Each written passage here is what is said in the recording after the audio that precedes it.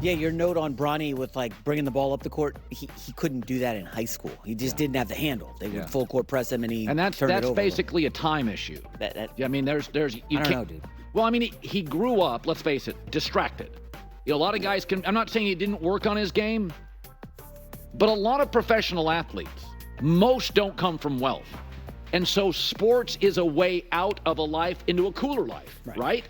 And so you see it in entertainment. You see it all over entertainment. It could be acting, singing, sports. You know, not a lot of people grow up with wealth. And so you have to go through a series of years of discomfort to become great. Well, it is harder when your dad's a superstar. Michael Jordan, LeBron, Magic, they're kids. It's different. Tom Brady's kids. So there's not a lot of discomfort for those stars' children's lives. And I've said this before, granite countertops and crown molding are the death of aspiration. Your life's comfortable. You're going on vacations. You're not grinding on a camp just to get on to the field. So I do think quarterback's a little bit of an exception in pro sports where there's a lot of dads who played quarterback. Their sons do it. That's not a hyper-athletic position usually.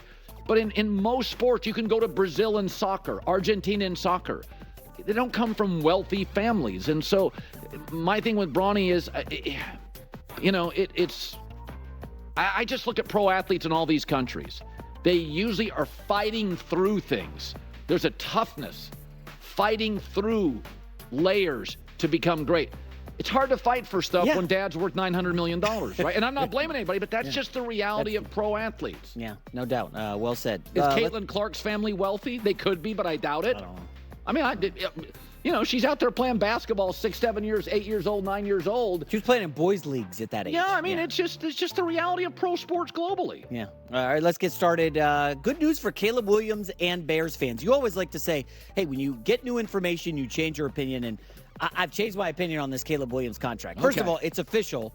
4 years, $39 million, $25 million signing bonus. So what was all the haggling about? And some of the reports are coming out. Okay. He wanted the Bears to agree not to franchise tag him in the future. Yeah. They refused to do that. But this is interesting. Reportedly, Caleb wanted to be paid through an LLC so that he could get his money tax-free in Illinois. LLCs have zero tax filing requirements. Well, that is smart as hell. Yeah, it's smart as hell. And here's the other thing. In the NIL money in California, I think you're able to do the LLC thing.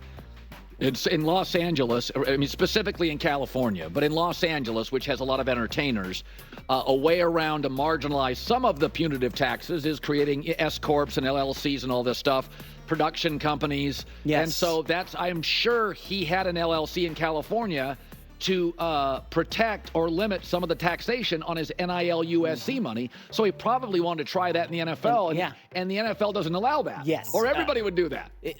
I got to give it to Caleb. This is really smart. Listen, there's a difference between tax evasion, which is a felony, and tax avoidance. Yes. Tax avoidance is what anyone who's smart, anyone who's going to be making money, you should be doing tax, like how to lessen your taxes. And LLC, S-corp is exactly the way to go. By the way, your accountants are telling you to do this. They're suggesting this stuff. So he is the first NIL superstar. So I can assure you, USC aligned him with a very good tax-avoiding entertainment attorney, which, by the way, I have one. I'm sure you have one or will eventually have one. That's what people in our business have. Really smart. I have an entertainment attorney. I took the advice of Oprah Winfrey's CEO years ago, Eric, my buddy, to tell me how to do it.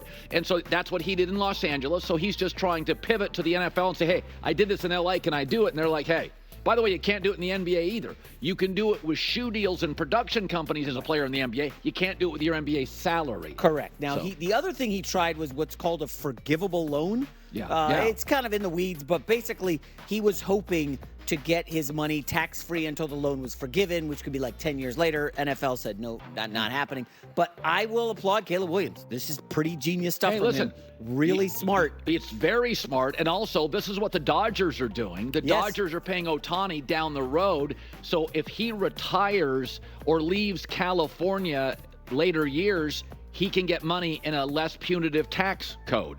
So, like, everybody's doing this.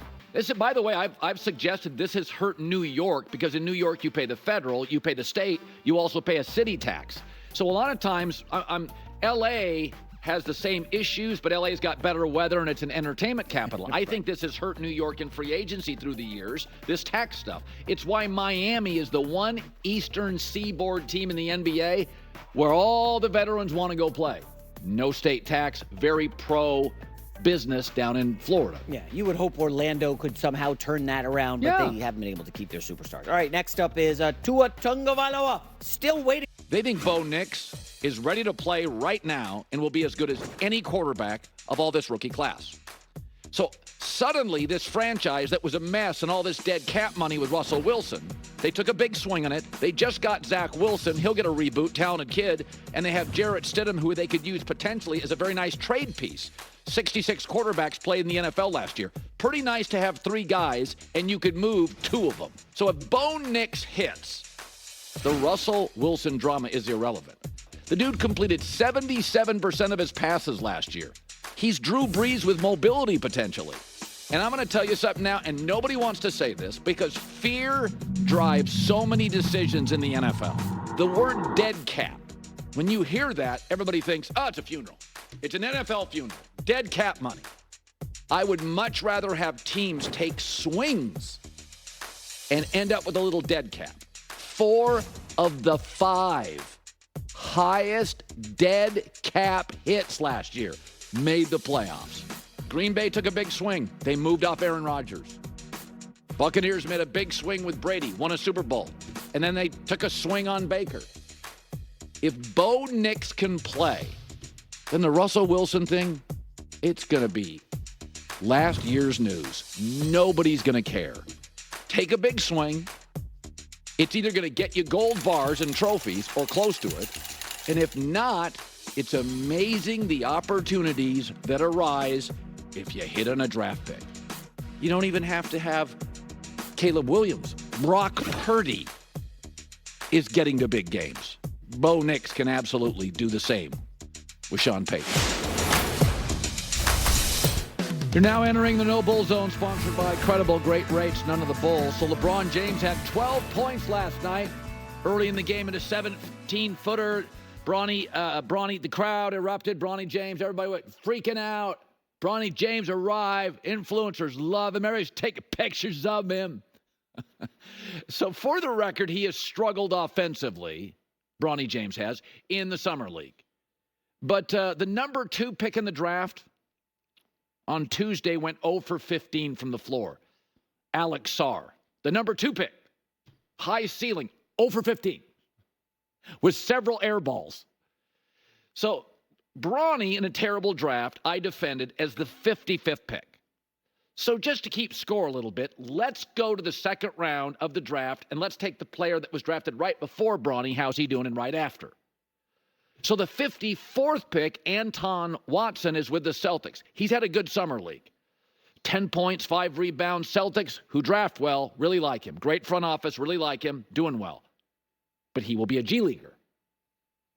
The player drafted right after him was hurt, so let's go to the 57th pick. It's Ulrich Chomchi, 4 points a game. He is viewed very raw as a G Leaguer.